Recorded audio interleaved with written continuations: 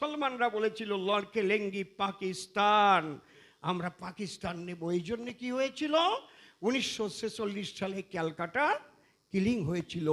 কত মানুষকে কেটে দিয়েছিল সেদিন। যদি গোপাল পাঠা সে তার দলবল না নিয়ে প্রতিরোধ সৃষ্টি করত, তাহলে আরও কত হিন্দু মা বোনদের ইজ্জত যেত, প্রাণ যেত, আমরা তা বলতে পারবো না।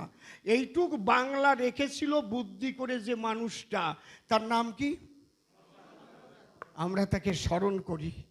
যদি ভারতীয় জনতা পার্টি ভারতবর্ষের ক্ষমতায় না আসতো, ডক্টর শ্যামাপ্রসাদ মুখোপাধ্যায়কে এইভাবে উজ্জ্বল নক্ষত্রের মতো ভারতবর্ষে কেউ তুলে ধরতো না। তিনি বলেছিলেন ভারত ভাগ করতে হলে বাংলাকেও ভাগ করতে হবে। কেন?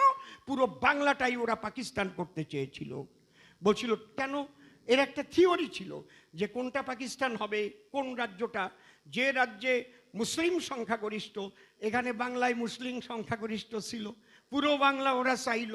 শ্যামাপ্রসাদ সবাইকে নিয়ে বুঝিয়ে বলল না না, পুরো বাংলা দেওয়া যাবে না, একা তো পারা যায় না। সবাইকে নিয়ে জ্যোতি বসুও ওই বাংলা ভাগের পক্ষেই ভোট দিয়েছিলেন।